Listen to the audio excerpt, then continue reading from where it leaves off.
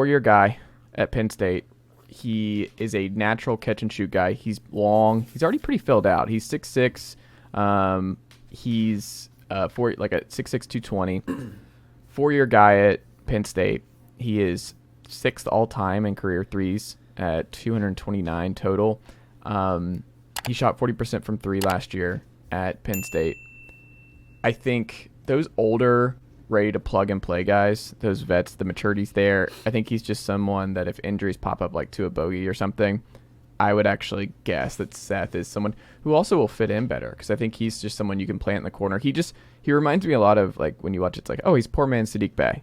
And Sadiq Bey played right away and was an important player, and you know me, I'm a big Sadiq Bey believer here in Atlanta. But I think if I had to pick who's more likely to make an earlier impact, I actually think it's Seth. I think we see Seth in the Hawks rotation before Kobe.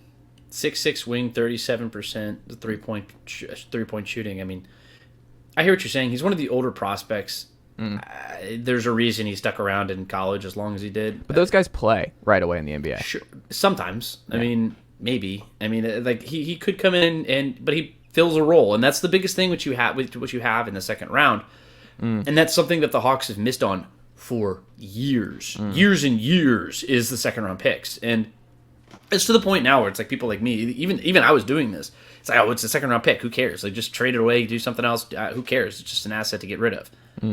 Because we whiffed on what was the last second round pick that we drafted that actually amounted to really anything? Was it Pop Psy?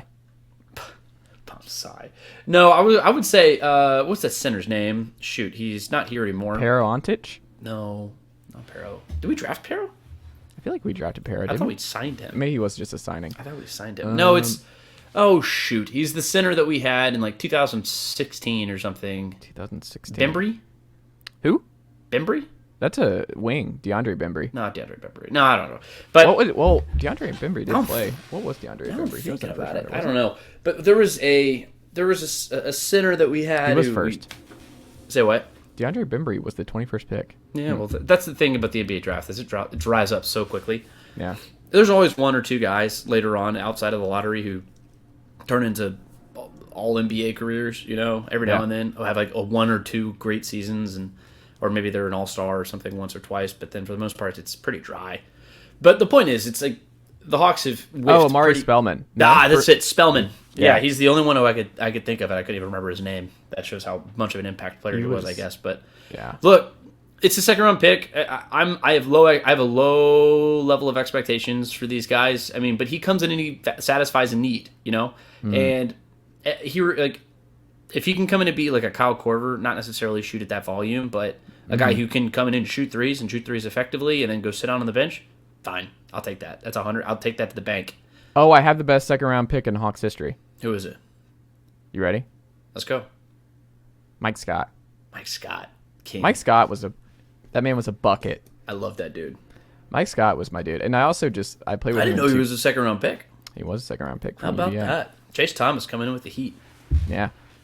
Oh man. Now I'm just remembering some guys. Remember how excited I was about the AC Law?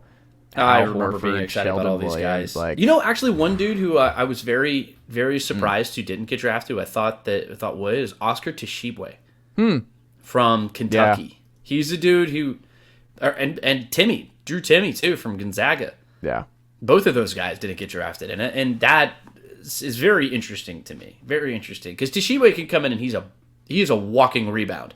Yeah, and he's a little undersized, but he's physical and he's very strong. He'd be a dude to go put on a 2-way contract. I'll take that.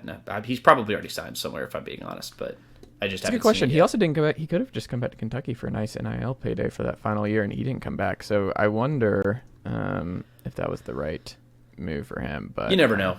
Yeah, you never know. We'll see. Tshiebwe feels like he's been there for like 4 or 5 years now. That's all. He's been there for a long time. But he also was a transfer, remember? So yeah, I don't know. We shall see.